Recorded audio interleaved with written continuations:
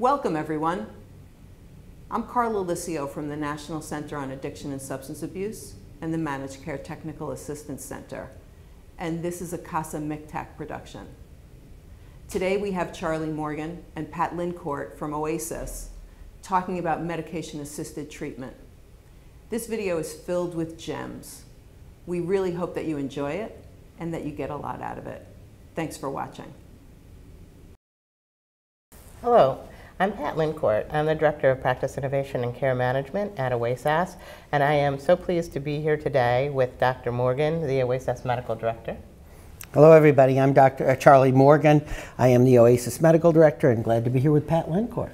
And I'm so excited. The goal of this video is really to give the field an opportunity to have a conversation with the medical director at OASAS and to hear from him some of his expectations about the role of addiction medicine in substance use disorder treatment and some of the expectations OASAS has for the integration of medications and treatment, as well as the medication's role in the treatment process and recovery process. So, Dr. Morgan, can you talk a little bit about, first of all, about how you came to addiction treatment, and you know what were the things that attracted you to the field of addiction? Oh my gosh, I never expected to be in the field of addiction treatment, and I was living in Philadelphia.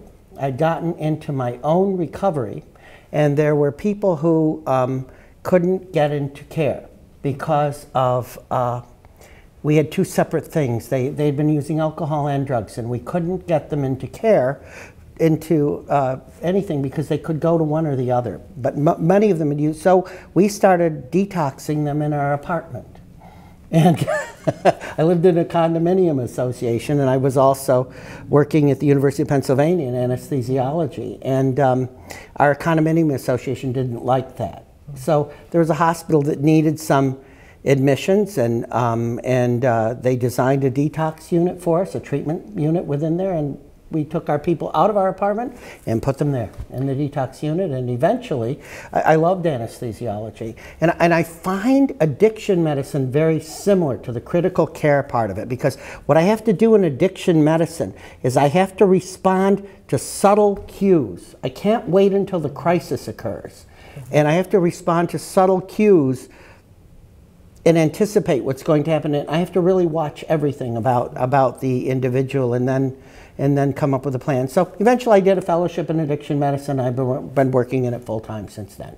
Well, we are very fortunate to have you here at OASAS, and you know, I also, you know, I have the opportunity to speak with you frequently, and I'm aware that not everybody does have that benefit, and so I really appreciate hearing from you some of what your thoughts are on the role of addiction medicine in treatment, and how you see the medication and the treatment integration. Well, I mean, Pat, that's a passion of mine, honestly, because I think we can maximize benefit when we do both for people. And I don't think it's absolutely necessary to do both. I mean, we have a substantial number of people who don't want to take medications. And if there are people who don't want to take medications, I have a responsibility to help them find a way to get recovery in that way. It really takes a lot of work, because the medications stabilize the brain. And I won't have the benefit of those medications to stabilize the brain and allow the patient to think clearly. So in some ways, the medications, especially in early recovery, improve cognitive function and the ability to participate in group therapy or individual therapy or what have you. But if I don't have those, then I have to meet that patient where that patient is as well. But I'm telling you, in this day and age, when we've got carfentanil, fentanyl, and things like that out there, if that patient wants that modality of treatment, I also have an obligation to explain to them the risks. Because when we use the medications, the survival rates increase. So the medications do many things. One thing they don't do is they don't impair function when I give them properly, and when I'm not giving something else or the patient's not taking something else that makes a synergistic effect with them. A misconception is that the patient's function will be impaired by these medications. And that's exactly the opposite of what happens. So I have to explain in a way, and I have to dot my I's, cross my T's with a continuing care plan or aftercare plan, whichever you want to call it, and realize that I won't have that stabilizing influence of the medication, and come up with a plan that actually anticipates whatever the antecedents are for use. So as a counselor, I would have to sit with that patient and figure out, go way back. Where does this thing start? Because it doesn't start with the drug use. It doesn't start with the trip to the dealer, most likely. It starts somewhere way before that, with an interaction with the spouse, or maybe a decision to not talk about a particular thing. And our patients aren't necessarily good at deciding what to talk about and what not to talk about. I mean, so, you know, it sounds like there's a lot in there, and one of the things that it sounded like you were saying was that it's important to have a discussion about medication early on, because it is stabilizing, and that once, that however you approach the stabilization, whether with medication or not, that you then have to have a plan to start working with the patient in a counseling way. And, you know, and could you say more about that, how the medications work to stabilize? I think a lot of people are concerned about starting somebody on something early on in recovery because they're worried that it does have a decrease in functioning. And you're saying something, I think, that is counterintuitive to some people, even in the field. Medications that we have available for opioid use disorder. There are only two use disorders that have medications. One is alcohol use disorder, one is opioid use disorder. And there are many, many other kinds of things that people use. So we have to remember that we're just talking about two substances, really, that have FDA-approved medications. So, so with opioid use disorder, the three medications that we have available, buprenorphine, methadone, and naltrexone, act specifically on the opioid receptors. They leave all of the other receptors alone in the brain. So I'm not interfering with dopamine, I'm not interfering with anything else. And what's happened to our patients is that our patients come in, they're no longer getting any euphoric effect from the drug. They're not getting any high. They often say they're getting high, but if you help them to understand that that's probably a misnomer, they're doing all kinds of things that they don't want to do. And so they're just trying to be normal. And so they will try to get a stash of heroin or whatever they have. I had a patient who said that he got fentanyl, and he'd take a little dab of fentanyl just to get himself so that he could get the, it's terrifying to think of what he went through. But that was so that he could be normal. Our patients can't be normal with heroin or one of those other because they are either in an intoxicated state or they're in a withdrawal state. If they need this much level of that activity at the mu receptor, it's the opioid receptor, to be normal, they can't achieve that. So the medications given in the proper doses, buprenorphine and methadone, help that receptor to have activity at it so that that patient can actually go forth and do what they need to do. They don't look impaired when they're on the right dose. They don't test as being impaired or anything else. Vivitrol, or long-acting injectable naltrexone. The reason I said Vivitrol is there's only one product there but that one doesn't restore normal activity, but it does block that receptor. It just is so there's no other thing that it's doing. It's not making the patient, well, buprenorphine actually does have some antidepressant effect in some people, and if we get that effect, well, God bless us, you know, if we can get that effect. So that's what's happening. And then, if we do that and we let that patient feel normal, we can then do all of the psychosocial, spiritual treatment that we want to do for that patient, and that patient can participate fully in any of those modalities that we want to use. Once you're stabilized on the medication, obviously it doesn't solve all the issues that had brought you there. And maybe we could go back a little to what you were saying about the antecedents. But it sounds of that relapse pattern, that it sounds like that stabilized patient then would be able to better focus on their own goals. I mean, Could you imagine if we take a different disease, heart disease, and we all know that a person with heart disease wants to get back to normal function. They really want to be, and if they possibly can, or I had a rotator cuff injury, we could take that. You know, my rotator cuff impaired me from doing things. But without fixing it, we couldn't do the kinds of physical therapy we needed to have me get back to normal function. So imagine heart disease, and if we leave a person with chest pain, how are we going to do the kind of cardiac rehabilitation which allows them then to walk with their dog, to walk with their family, to be able to climb a hill, to be able to not have to use 2 or 3 pillows at night, to be able to have an intimate relationship with their spouse? We can't do that. We have to relieve the chest pain before we can do that meaningful therapy. And that's what we're doing essentially. It's a different organ. It's not the heart. It's the brain. I understand it's the brain, but it still is just an organ. That's all it is. We're stabilizing a particular receptor there so that then we can do all the rehabilitation. It works so beautifully. You know, I think the people who might be skeptical of it haven't seen it happen.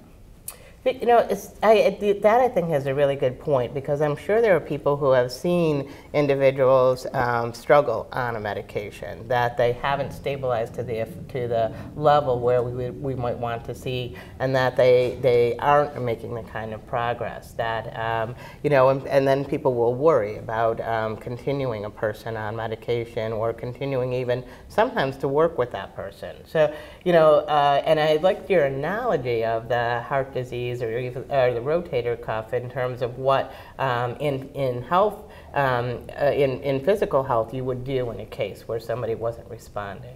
Well, whenever, I mean, I'm human. Okay, I grew up in this country. I grew up with all of the things that many of us grow up with and preconceived notions.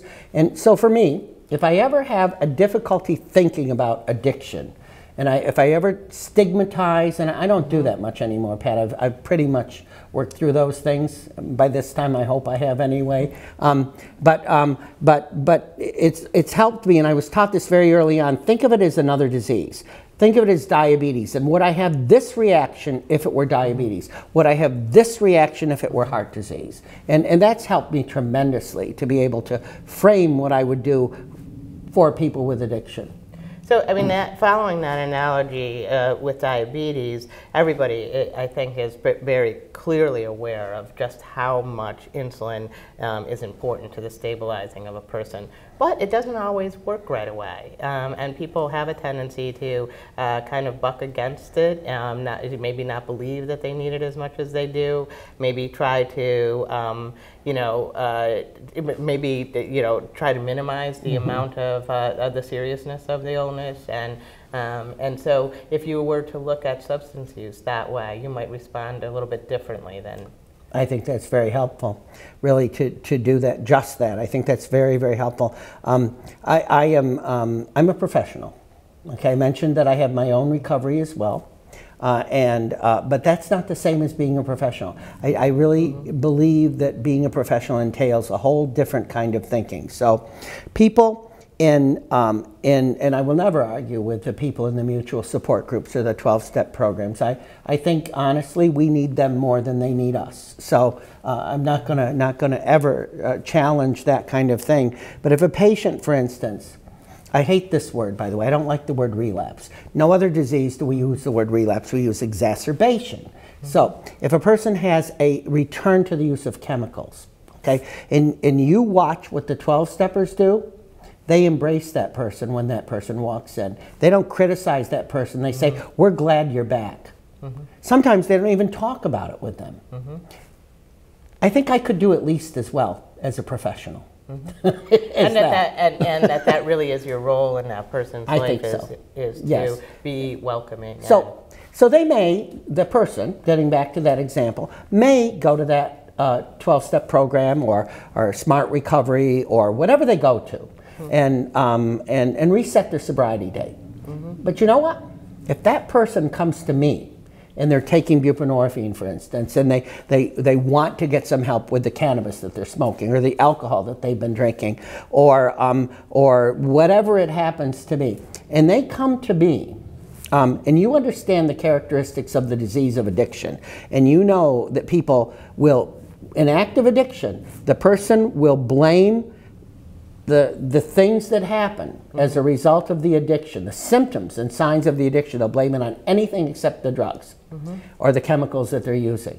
And that's just a characteristic of the disease. That's not a thing that I want to call a behavior. It's just a sign and symptom. And you can read about that in the long definition of addiction on the American Society of Addiction Medicine website. And I would hope everybody would be familiar with those characteristics. Anyway, so if that person comes to me and asks for help, or they come to me and they ask for help with the substance that they've been using, they're living in a different way than they lived when they were trying to hide it in their active addiction. I think it must take a lot of courage to come in and tell me that.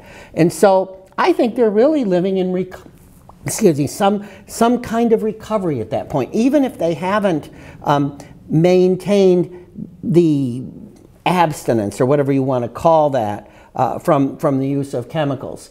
And if I think about that, and we go back to the heart disease again, and I think about that in terms of heart disease, and I think about a patient who is recovering from their heart disease, and they're having a symptom of heart disease, which is chest pain or shortness of breath, and they come to me and they tell me about that. Isn't that what I want? Am I going to be judgmental with them? No, I won't be judgmental. What I'll do is I'll say, oh, I didn't know you were having that. There would have been no way for me to know that you were having that. Let's deal with that. What's going on with you? Let's try to find out what brings it on. Let's try to find out what we can do about it. What interventions do we need to do? You know, is there a different medication?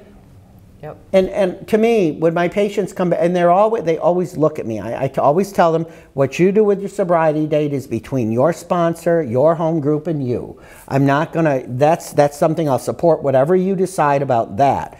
But you're living in recovery. And they look at me. I say, well, when was the last time that you took a drug and you came in and you told your doctor about that? Well, I said, I never did that before. Right.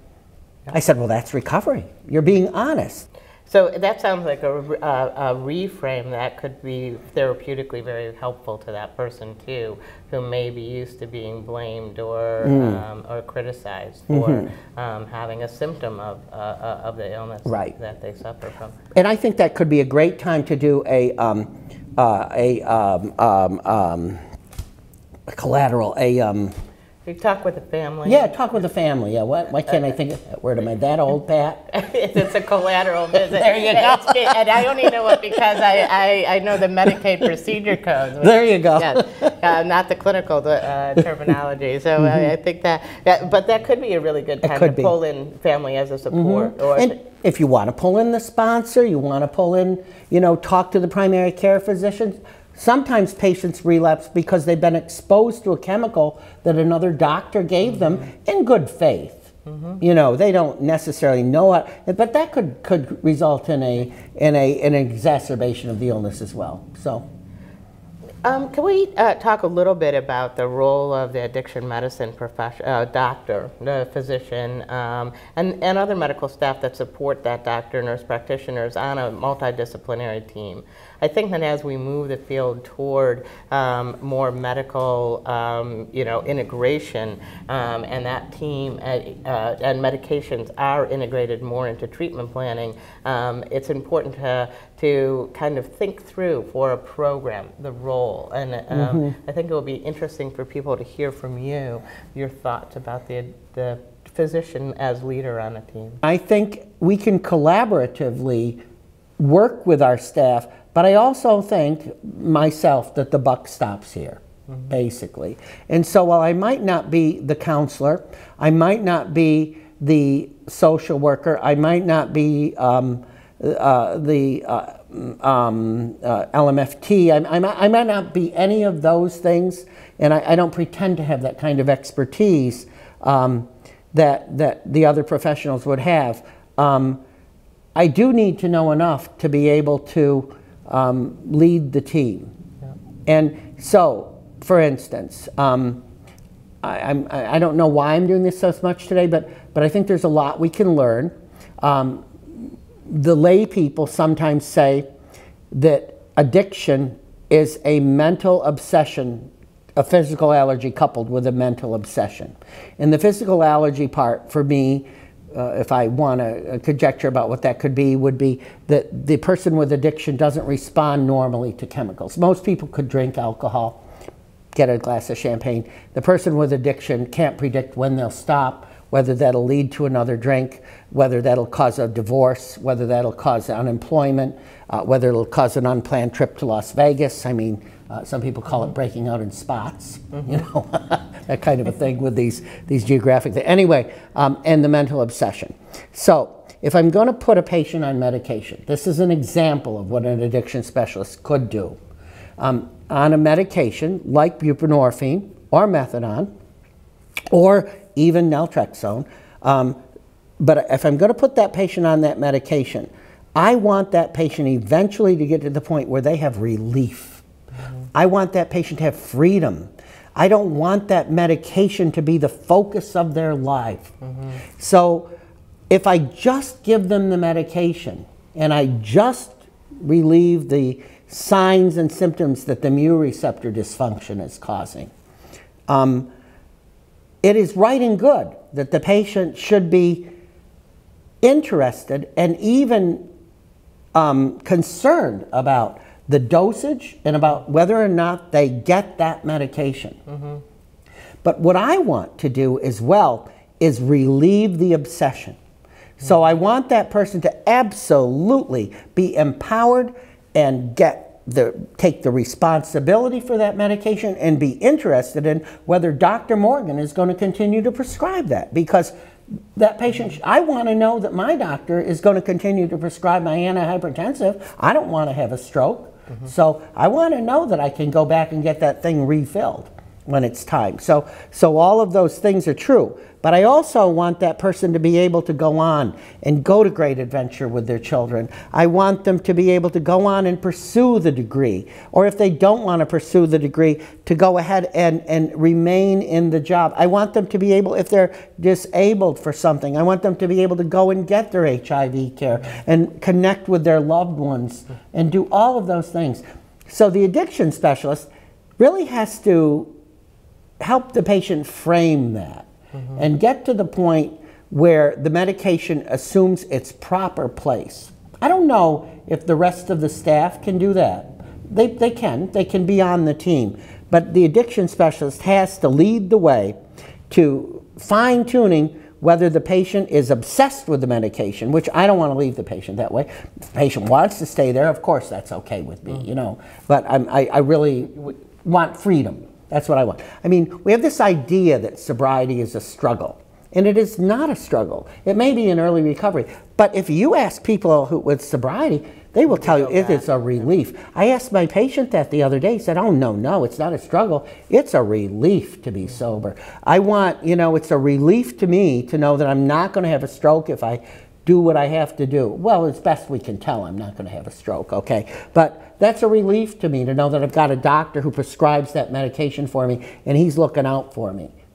And as having been a clinician on a team led by a medical professional, I think there are times when the clinical staff can feel that they're not being heard or that their concerns are not weighed in the same way as the physicians, and that can be frustrating for a staff. And I think that I've often seen staff and medical directors have to, you know, really work through that. We have to work through that, and if it's a new role for the medical director that the medical director is taking on, it's not a thing. I don't believe you go in and make changes at any organization. You learn what the organization is doing, unless there's something egregious happening, and then you develop. You don't just change. You develop together.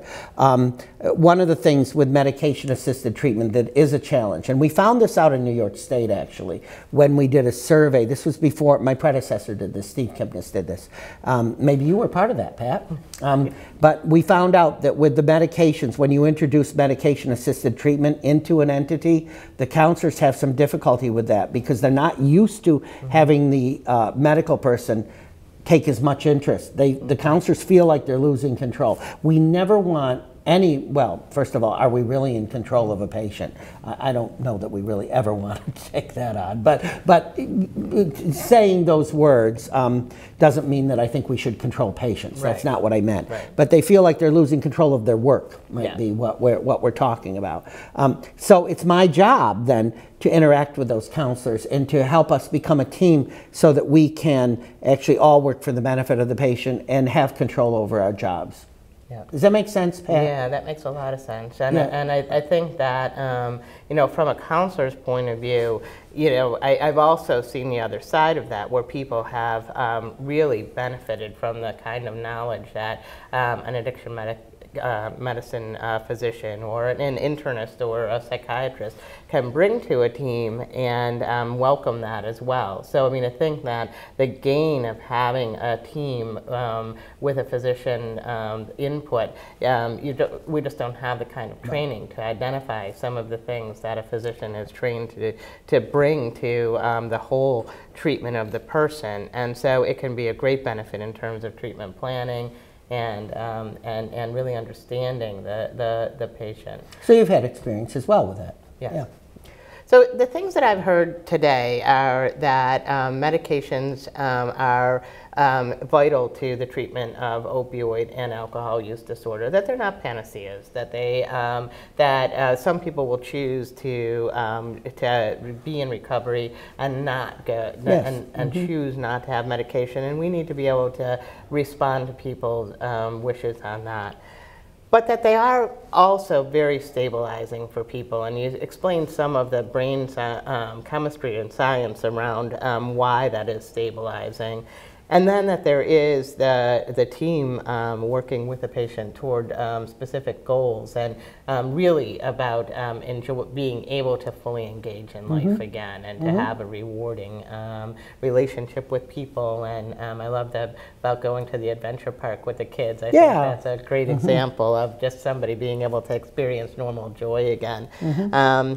And so I just think that this was a great opportunity to have a conversation with you. I know that you have a passion for this work and for the people who we serve. And I think that, you know, for providers, it's important to hear too from you about recovery and about the role of the addiction professional. Well, it's my pleasure to be here and to get a chance to spend some time virtually with the providers.